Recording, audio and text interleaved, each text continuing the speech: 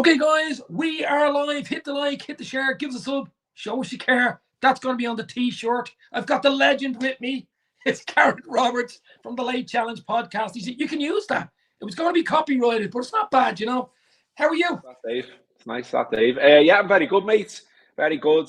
Obviously, all things are well in Liverpool world, aside from not getting Mark Gay, but, you know, it is what it is. I think we'll be okay. And, you know, let's remember that we've played a British record for one of the best strikers in the world. So, you know, let's put things into perspective. Not bad at all. And we did get the Italian lads in. We have got Joe Gomez, and who knows, it could be the year that Joe Gomez stays fit. And scores a goal. Well, indeed, he can't be going, can he? We can't be letting him go until he scores a goal. So I think that was part of the contract, was it? Until he has to score a goal. Maybe that was it. Maybe that was the stumbling block. It was like, hang on, lads, you've got to score before you go. But I think we'll be all right. And look, there's always January to try again for Gay if we're still interested then, and we'll see where it's at then. I mean, apparently he's not very happy that he wasn't allowed to join Liverpool. But look, you know, I'm all right about it. I mean, I would have liked him. I can see why we'd go in for him. You know, you can argue we are still a little bit short there, but everything else is absolutely fantastic, isn't it? And, you know, 9 out of 9, and we haven't even played well yet. If you would have said to me that time we met outside Anfield for the last game of the season, I was talking to you for a fleeting moment, that we would sign Florian Wirtz, Frimpong, Kirkez, Ekitike, Alexander Isak, I'd say you're absolutely, you know, you're it's tales of the unexpected. You're joking me, you know, Twilight Zone, whatever you want to call it. No chance. Even Wirtz, I would have thought maybe would go to Bayern. To be fair, they seem to pick all the ripe cherries or fruit from the tree there, don't they? Really?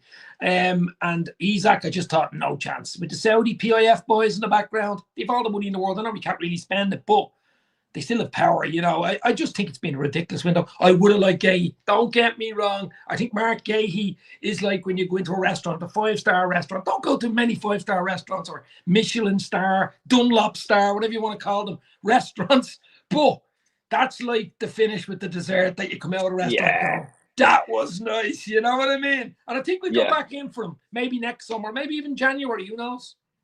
Yeah, I think so too, mate. And like you say, it would have been the sort of the cherry on the top of a very exciting time. But nevertheless, you know, I think the business that Liverpool have done has been fantastic, and it's what we've been asking for years, isn't it, mate? You know, we've been saying, like, you know, strengthen from a position of strength, and we are in a position of strength. We've won the league, and then we've immediately gone bang, bang, bang, bang, bang, got these players in, and it's at a time when, you know, some of our traditional opponents are not in such a good place. You know, it's fantastic how poor Manchester United are right now. And, you know, and I always say that, you know, do not write them off long term ever, because, you know, the revenues that they get in, they are a big club, and it only takes the right managerial appointment, because I think we can see this one's another wrong one. And then a series of good signings. And, you know, one day they will be back, but it won't be this season.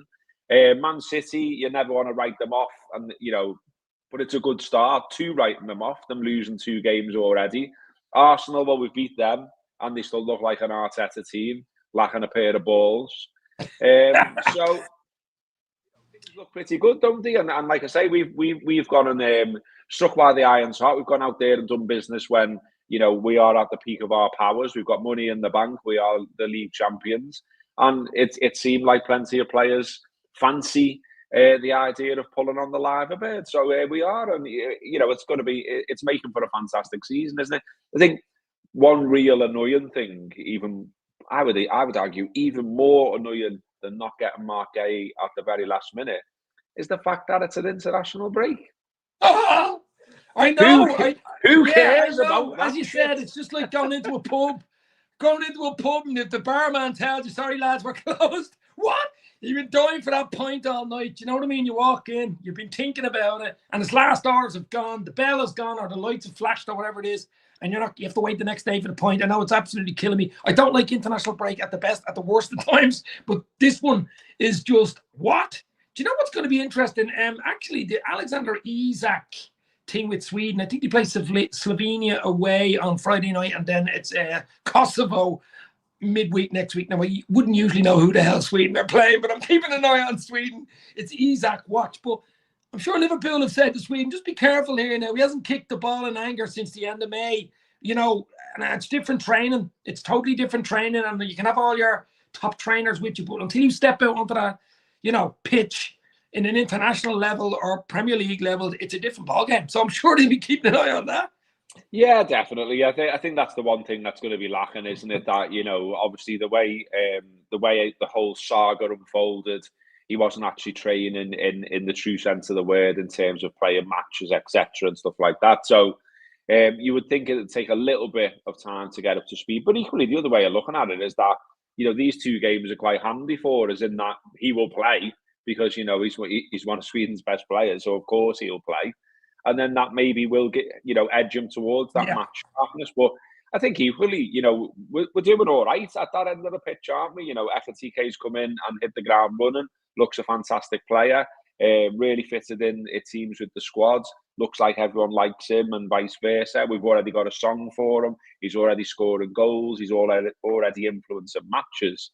So there's no rush to integrate Isak in anyway. I mean, you would guess after playing a British record that he's going to play more often than not. But equally, you know, the next game, Burnley away,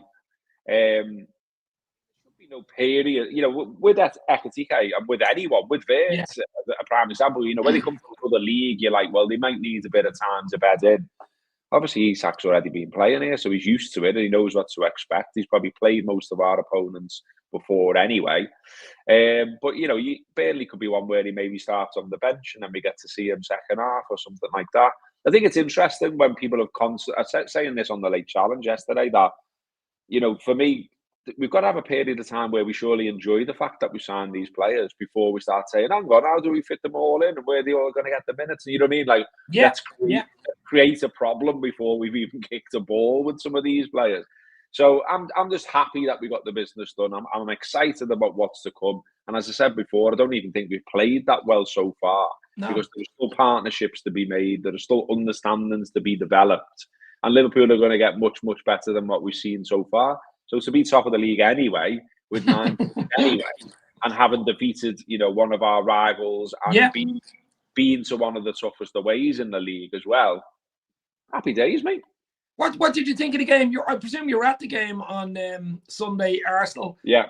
It was, you know, it was a bit turgid, wasn't it? It was like two sides cancelling themselves out for a lot of the game. I thought a lot of that boiled down to sort of how Arsenal set up and. You know, I said I was doing the overlap this week as well. I said on there, you know, I'm just not having Arteta. I don't. Yeah. I'm not convinced by him at all. And you know, when you look at the amount of money he spent again this summer and in general since he's been in charge, you know, he took over at the back end of 2019. You know, he's been involved in the best part of £1 billion worth of deals, and still they're turning up at Anfield and never looking like, you know, they really want to win the game. It looked like they came for a point. You know, maybe the idea was get to about 70 minutes and have a little bit of a go then. You know, Liverpool obviously managed to counteract that idea and, you know, they managed one shot on target in 90 minutes. And that's a side that's had a lot of money spent on it and is supposed to be going for a league title. And for me, that boils down to the manager, his approach, his ideas. And, you know, for me, if I was him, I would have been looking at Liverpool and saying, well, Bournemouth went at them and caused them problems. Newcastle got physical with them and caused them problems. Why can't we go there and cause them problems? Yeah. Instead, it seemed like, you know, they were quite happy to sort of sit in, try and hit us on the break. You'd expect a bit more, wouldn't you? But from our perspective, absolutely brilliant. And, you know, that goal from Szoboszlai, unbelievable, isn't it? And it's still travelling. I think it's in Croke Park, that ball. Absolute beauty. Couldn't have hit it better. And you know, I had a laugh to myself about the goalkeeper mentioning the ball. It was like there's just no need whatsoever to bring that into the conversation. Just simply say the free kick was perfect and I had no chance, and we would have all been fine with that because you did have no chance. It was the perfect free kick, 32 yards, top bin.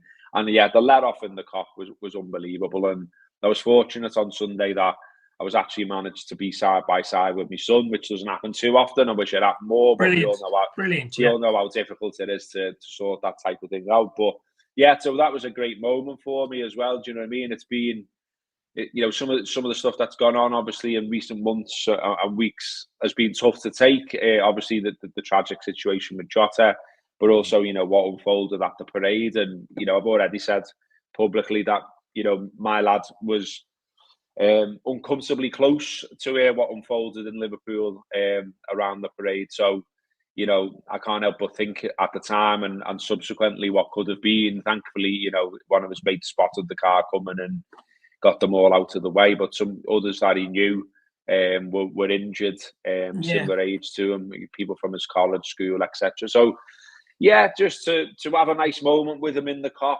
to remember what it's meant to be all about, to remember the good times, and to have that let off with him on Sunday was fantastic. I got a tiny bit emotional, Dave. Oh, well, look, if you can't get emotional at a day like that with your son and Anfield and look, just the way Liverpool are, of course, Jota, the backdrop of Jota and his brother Andre Silva, I mean, and that tragedy. Actually, I was very close to that as well. I actually walked down Water Street to get to where I was beside the big building, the Liver building. What's it called? The big, huge Batman building, I call it. But and I was walking back up Water Street, but I actually turned at the last second. And as we were walking around the other side, I heard all the sirens and police and ambulance going, geez, something must have happened down there. You know, and the started lashing rain then. But I mean, just luckily, thank God nobody actually died. And I really did fear the worst when you're hearing all these things coming in, and it was just chaotic and stuff like that. But I mean, Liverpool has had its tragedies throughout the history. We know all about them. Jota, I mean, even the Jota thing, people have almost forgotten about that. Here's a team, Liverpool, some of those lads that are still with Liverpool, he was probably their best mate. Let's be real here, Absolutely, yeah. Went on away trips with them in hotels and, Champions League games, this, that, and the other. Probably knew his wife and kids and stuff like that. And, look at Liverpool now, flying high, champions, of course. 3 wins out of 3. Haven't played well, as you said, but I don't care. I know we can play better, and that's the real worry for the rest of the league, to be honest with you, Gareth. You know what I mean? And they're probably saying the same thing, going, here's these boys, Boynan, Isak, Boynan, Wirtz, all these players, and they actually aren't playing well, but they're top of the bloody league. What the hell what can we do? You know what I mean? Exactly. And I just think at the moment it's almost perfect. Almost perfect. It's tremendous, mate. And, with Szoboszlai as well, I've loved sort of his attitude, his commitment. Not even just since the real stuff started. I think you could see it in the summer as well. And if you look at, there's lots of people making up little graphics. How will the Liverpool team look and all that kind of stuff. And loads of them have no Dom Szoboszlai in. And I'm sure that sort of reached his world where he's like, hang on, I'm being written off a little bit here, because I feel like there's been an extra spring in his step, an extra determination. And, I think you could see it when he scored the goal as well. It was a little bit like, have a look at that, everyone. You know what I mean? Drop me now type of thing down the slot. Because a lot of people thought he would be the one to drop out. There was little bits of, criticism of him, wasn't there? There was, I don't think anyone's ever... Charity Shield, wasn't it? Yeah, and look, no one's ever criticised his work rate, I don't think, because that's second to none. But, a few people sort of said, well, if you're going to be playing in a sort of number 10 position, well, you need to contribute more goals, you need to contribute more assists, and, perhaps he wasn't doing that enough. And then when Wirtz comes into town, it's like, well, he's the fella who's going to drop out. But he's not playing like a fella who thinks he's dropping out the team anytime soon. Quite the opposite. I mean, genuinely, after how he played against Arsenal, how do you drop him for Burnley? How do you say to him, sorry, Dom, I know you were pretty much perfect against a side that will be right up there for the league title this season, but we're going to drop you now. You can't, surely. And he's a big lad as well, isn't he? He's a big, he's not, he's over. He's a captain of Hungary. He's a young lad and he's a captain. I mean, that tells you everything. Do you remember that ad from the 80s? I'm showing me age here. The Domestos ad. Big Bad Dom. Remember that? Yeah. Big Dom. Big Bad Dom. Big Bad Dom. That's him. That's Dominic Szoboszlai. But look, I just think, and I didn't even mention young Leone, the 18-year-old, not 19 till Christmas, I don't think. Got a call up, I think, to the senior team, Italian senior team. He's a unit. What is he, 6'5" or something? He's like Superman. I mean, this guy, I know he's one for the future and stuff like that. He'll probably get the League Cup game against Southampton at Anfield in a few weeks' time. Something like that. And then we mentioned Duran special. Rio. Oh my God. That's what I mean. There's so many things to be excited about, isn't there? And that's what I was saying before. Like, why you would want to therefore focus on the the one thing that didn't get over the line or whatever. It's like you say, Rio's name's got a little bit lost in everything that's gone on the last few days, and the Arsenal game, etc. But let's remember that he was still 16 when he was hitting that winner at Newcastle. Turned 17 now. But what a talent, what an exciting player, and what I really liked about him as well is the interview. Having worked in the media for so long, I'm always sort of trying to get what I can about people's characters out of interviews and things like that. And I thought he come across great. I thought he come across as like a real nice lad, grounded lad. You keep seeing little clips where Robbo's teasing him and things like that from training, and I kind of think he wouldn't do that. If he was the shy retiring type, and I think he's doing that because he's basically one of the lads. He's fitted in. He's mature beyond his years and all that kind of stuff. I did enjoy seeing some footage of him a few weeks back, where all the big cars are leaving the training grounds and people are queuing up for autographs and all the rest of it.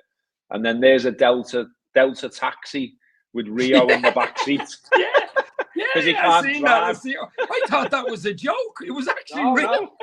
It's real, yeah. Well, 16-year-old, he can't drive, can he? So there he is. That's true. You'd be 17 in England, isn't it? Yeah.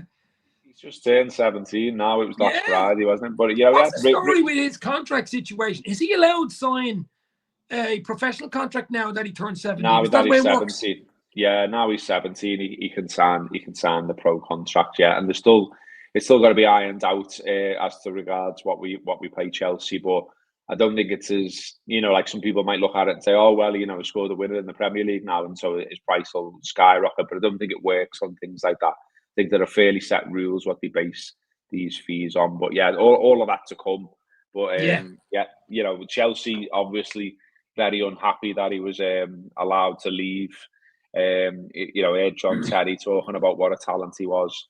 And there was also a story kicking around a couple of weeks ago that anyone associated with Liverpool has been banned from Chelsea youth games, which is fantastic to hear. I'm sure Chelsea have done it. I'm sure Chelsea have done it a few times right, themselves now. Come on, right? They have. You know what I mean? Yeah, of course they have. Of course they have.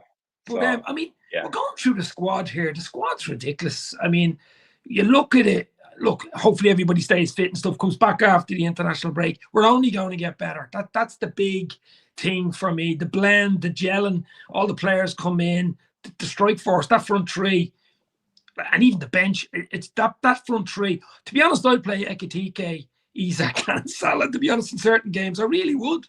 I wouldn't have any problem with that at all. Yeah, and I think it'll be horses for courses, Dave. It'll be dependent on who we're playing. We know that Slot's a thinker and a great coach, and he's got that team behind him as well. We know that he really rates Gakpo, and he's right to rate Gakpo. Gakpo was second top goal scorer last season, signed a new deal. He's not going anywhere either. I think it's fantastic to have the options. I don't see why the options is being presented almost as a negative. It's exactly what you need. It's what the big clubs have. You've got the opportunity to use 5 substitutes in every game. You've got a ridiculous schedule, made even more ridiculous by extra games in the Champions League now. Yeah. Like, the other side of this international break, and it's called, we call it a break, but it's not a break for the players. Like you say, most of them are international, so most of them go away and play. So they're not stopping. And then when they come back, Burnley starts a period of time where I think it's something like 6 games in 17 days, something like that. Ridiculous, That's where you need your rotation, isn't it? Exactly, mate. And, you look at last season, we lost the League Cup final to Newcastle. We lost to Fulham in the league. There were times there where we looked a bit leggy. We looked like we could have done with a bit more rotation. We looked like we could have done with other options. So here we are with them. And look, I think as well, when you look back at last season as well, it was quite clear that the manager, he's very different, Slot, isn't he, to Klopp, in that, Klopp almost had this community almost that he was in charge of, and he loved everyone and he hugged everyone and all of that kind of stuff. I think Slot's a bit more ruthless and a bit colder, and you know what I mean. He's like, look at Elliot. Is it a Shankly Paisley type of thing? Whereas Klopp would have been Shankly, more man of the people, all the quotes, this type of thing. I'll give you a hug. Whereas he's more Paisley-esque, maybe. Yeah, you're not the first person to make that comparison, mate. And I'd be old enough. I'd be old enough to make it. It's not a bad one though, is it? And look what Paisley went on to do. So let's hope Slot's doing something similar. And look at last season. I don't think, or still don't think that he particularly fancies Chiesa. I don't think he fancied Elliott, which is obviously why Elliott's now left. And you can see it. If you pull up the minutes from last season, there's a core of players with lots of minutes, and then there's players at the bottom of the list who he could have used, but he repeatedly chose not to. So that told you everything you needed to know. So while lots of people have said that, or seem surprised by the amount of business Liverpool have done, it was on the cards in a way, because it was quite clear that he didn't want certain players. Nunez was another one where I think there was a fee due if he'd started another senior game or something like that. And so they just were like, well, that's you out then. And, the writing was on the wall. He had to go. He has gone.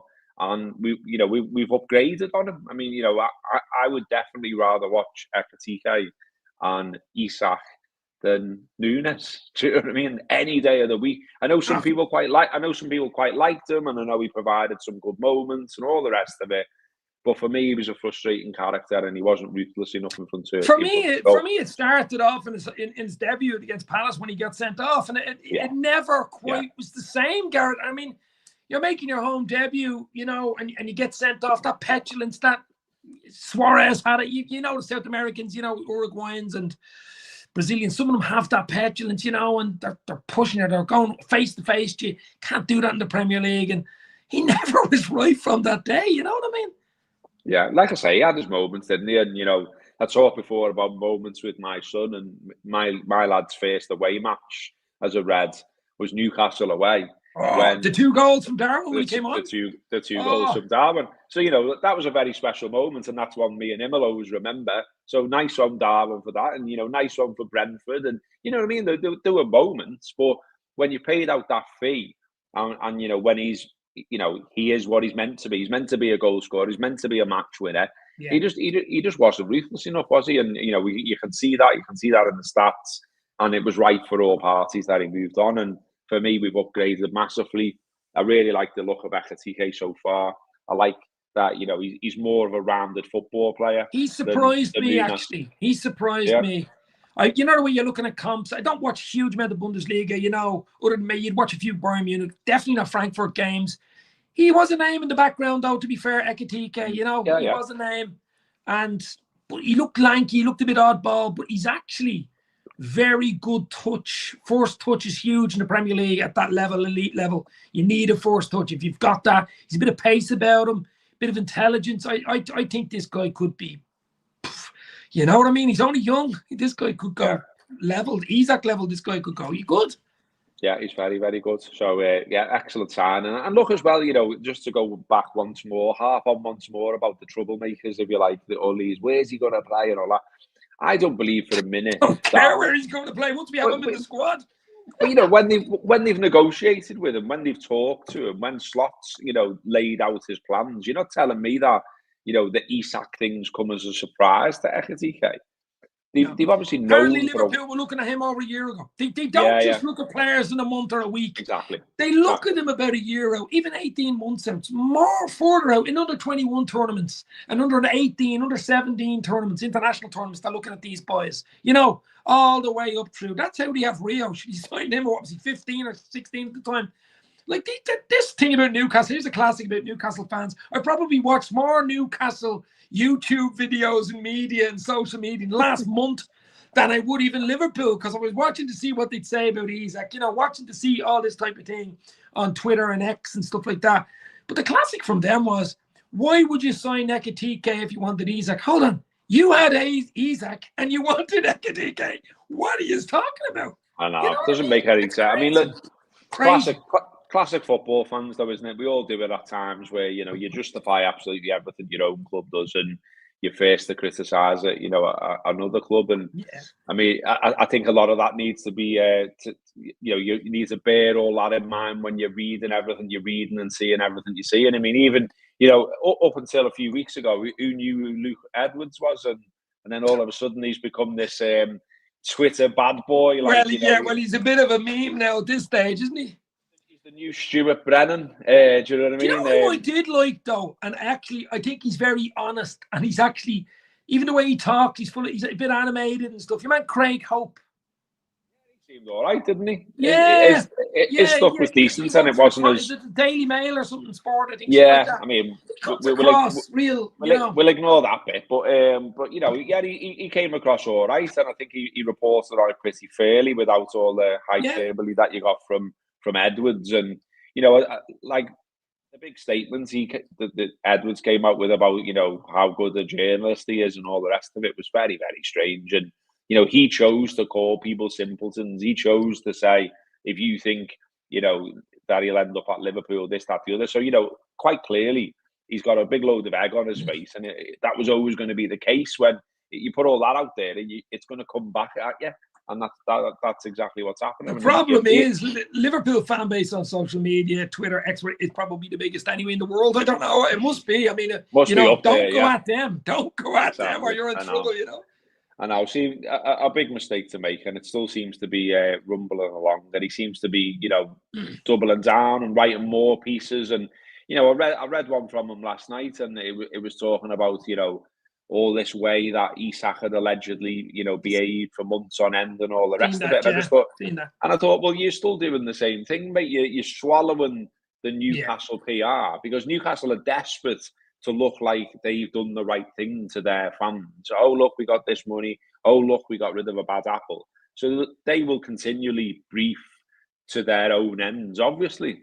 But I'm sure there's another side of the story. We've already heard some of the other side of the story about broken promises and all the rest of it. So, but, you know, none of that seems of any interest to Luke, does it? Which is funny. And look, I always say on these things, you know, what people need to do really is recognise who are the people worth listening to, who are the people who actually seem to have contact, and who are the people who actually write things up in a fair and balanced and accurate way. And anyone who falls out of those rules, just ignore them. In other words, if they have an agenda, basically, you know, that type of way. And the other one is, well, you've signed Isak, that's a waste of money. He's useless anyway. You know, this type of shit. You know what I mean? It's like a kid in a playground, isn't it? I didn't want that toy. It's useless anyway. You know, it's rubbish, you know. Work? Yeah, exactly. How does that work? Okay, so a striker who has only been outscored in the last 2 seasons by Mo Salah and by your man at Man City, Haaland. You know, he's useless all of a sudden, is he? Yeah. I mean, come on. It's just ridiculous, isn't it? I mean, it's just noise. And you know, the noise doesn't matter anymore. The window's closed. The business is done. And we can focus now on what are Liverpool going to do this season. And what you've got to say is that they put themselves in a great position to win. And win more than one thing, I would suggest as well. So we shall see. Yeah, let's see what happens. Hopefully, next time I have you on, it's number 21 or number 7 or both. Who knows? Fingers crossed. Just before we go, Gareth, of course, you're on the overlap now as well. You're everywhere. Everywhere I look on the X, you're there. Overlap. Sorry about that. The Late Challenge podcast. The odd time you go back to the Anfield Wrap and do a few with the boys in the Glenbook, probably. But anything coming in, the Late Challenge podcast, keep going with Mo Stewart. The overlap, we're still going. We're trying to sort of improve on things, make things a little bit better, try new things. So we're doing our first ever live show. So we're doing a live show in Liverpool, November the 8th. If you look up the Late Challenge on Eventbrite, you can find the tickets on there. We're on Handyman's, Smithdown Road. Myself and Mo will be there. We're going to get Kopi down. Mo will be doing some DJing on the night as well. We'll do a bit of a quiz. There'll be some prizes, and we'll just have a laugh. I mean, look, you know, I don't want it to be some, you know, it's not going to be some like polished production. We're just going to have a bit of a laugh, basically. The 8th of November one. What day is that? A Friday or Saturday or midweek? Saturday. to Saturday, and currently it's down on the fixtures as when we're playing Man City. But I think we all expect that it will get moved to Sunday, probably Super Sunday, maybe, because it's such a big game. So that's what we're banking on. So we're hoping people will be around. It's only a relatively small venue, so we've got a limited number of tickets. Obviously, we sold round about a quarter of the tickets already as well, which is really pleasing. Because you're always like, well, how are these things going to go? Is anyone actually going to turn up? But it appears they are, which is good. So yeah, it's interesting. Looking forward to it. It's something we've talked about for a long time. And yeah, we've got some other plans as well. So people who do watch and listen on the regular will probably already know about them. But if you fancy coming over, watching us on YouTube, there's a free show every week on a Monday or a Tuesday, depending on fixtures. And then there's a Patreon show as well. And we don't just talk about football, Yeah. I think there's loads of football chat out there. It's almost too much, isn't it? Wherever you turn. So we try to not just talk about football as well. So we have the free show, which 9 times out of 10 pretty much is football, is LFC. But the Patreon show, we tend to talk about other stuff on there as well. So life, being middle-aged, mental health, crisps, music. Would you go into like cartoons and 80s cartoons? I remember as a kid waking up on a Saturday morning, fucking 7 o'clock, just to watch cartoons. Oh yeah, all of that. I mean, I've actually got my Guinness mug here right now. Wow. But the mug I nearly came on the show with was my He-Man mug. So that would have that would have fitted perfectly. And the Masters of the Universe. Well, you know why you need a He-Man mug to drink tea out of? Because the perfect cup of tea is the same shade as He-Man's face. There's a little tip for you. PG tip. Hey, don't drink PG tips. No. I know you're a Barry's team man, but I'm a Lions team man. That's the only difference there. Sorry. But look, brilliant stuff as usual. Thanks very much for coming on. Hope to get you on again, maybe end of the season, and hopefully we have a trophy or two. Do you know what? I might even pop her over on the 8th of November. Let's see what happens. I'll tell you what. Over Dave, yeah. Yeah, for a few beers, and let's see and how it goes. Thanks for popping in. Thanks, chat. Hit the like, hit the share. Give us a sub and show us you care. Late Challenge Podcast. Check it out. Cheers, guys. Cheers, Gareth. Let's go.